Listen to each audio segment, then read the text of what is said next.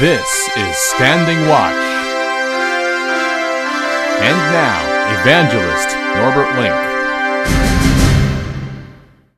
Greetings, everyone, and welcome back to our Standing Watch program. I've written an editorial this week for our weekly update, and I used this editorial to show not only why certain developments in Germany are of political, biblical, and Christian relevance, according to the Bible, but also to show you how terrible and how dirty and how rotten politics is, and what our position as true Christians should be towards that. I'd like to read to you this editorial right now. It is titled, "Politics is Such a Dirty Business." And here we go. Last week's events in Germany serve as a striking example as to how dirty politics is. Much of the world breathed a sigh of relief when Germany's two leading parties, the CDU and the SPD, finally reached a grand coalition agreement under Angela Merkel, CDU, and Martin Schulz, SPD, thereby ending an historic time of political limbo after Germany's election in September.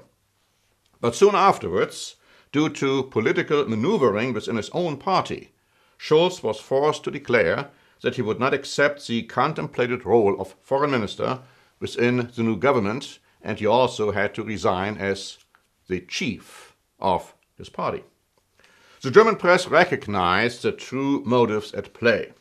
Much blame was placed on Sigmar Gabriel, SPD, who presently holds the office of foreign minister in a caretaker position. Bild Online wrote on February 9 that Gabriel was using dirty tricks against Schulz, that the same party delegates who had voted for Schulz were now blackmailing him and used him as a cannon fodder, and that the entire situation confirmed almost every possible perception of the meanness and lack of principles in politics. Bild added that a power struggle had engulfed the SPD, that Schulz was given an ultimatum, and that Gabriel hinted at an alleged agreement between him and Schulz that he would remain the foreign minister in consideration of giving the position of party chief to Schulz.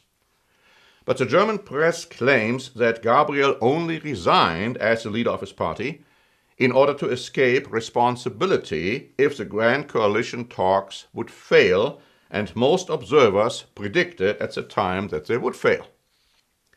In all fairness, even though Schulz had originally declared that he and his party would not be part of a German government under Merkel, due to the intervention of German President Frank-Walter Steinmeier, SPD, he changed his mind, or he broke his word, depending on one's viewpoint.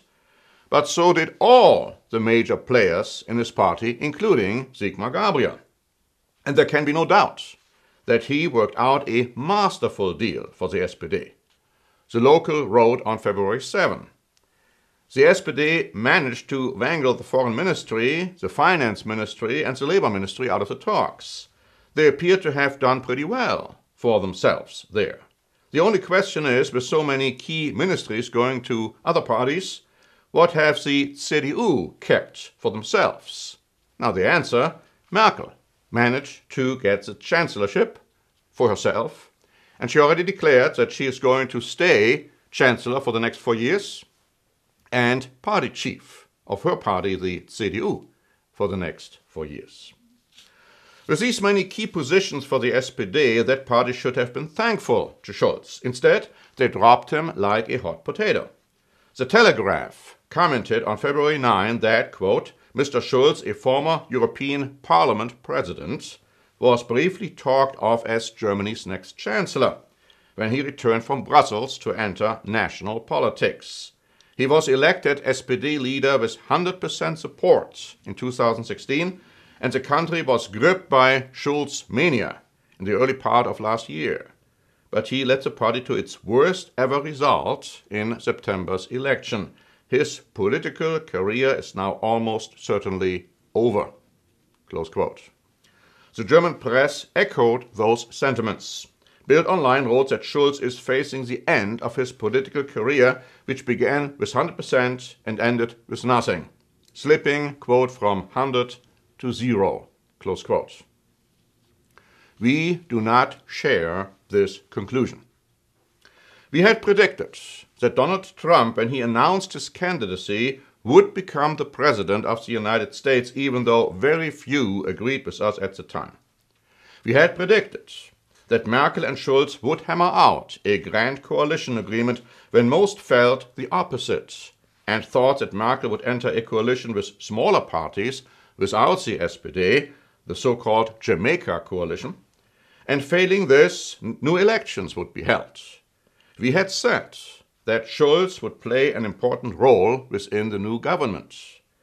We still feel the same, even though the almost unanimous political viewpoint disagrees.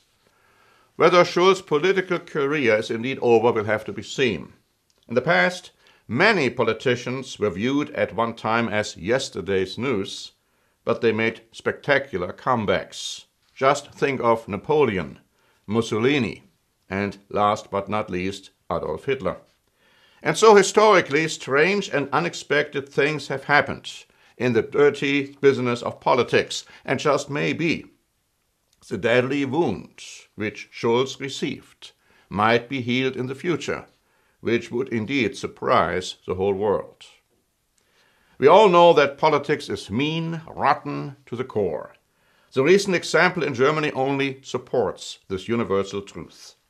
Politicians are motivated and driven by lies, betrayal, backstabbing, and broken words and promises, while totally lacking in principle and godly character. As the Bible says, there is none righteous, no, not one. Politics is like a prostitute who embraces her lovers, but only as long as she can use them. Why is that so? Simply because the originator of politics is none other than Satan, the devil, a dirty, mean, lying being without any principles or godly character. Satan rules this world. He designs the evil politics of this world, and he influences and inspires those who are engaged in this field. Nothing good will ever come out of it. That is why true Christians must have nothing to do with it. Rather, they are to pray for God's kingdom to come very soon, which will end once and for all the dirty business of politics. So far, my editorial. In order to help you better understand what is happening and what is going to happen, I recommend that you ask for this free booklet, The Gospel of the Kingdom of God. This booklet will show you a lot as to why we need God's kingdom and what it is.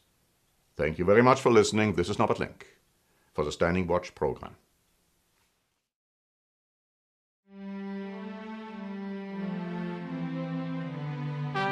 Standing Watch is a presentation by The Church of the Eternal God, P.O. Box 270519, San Diego, California 92198.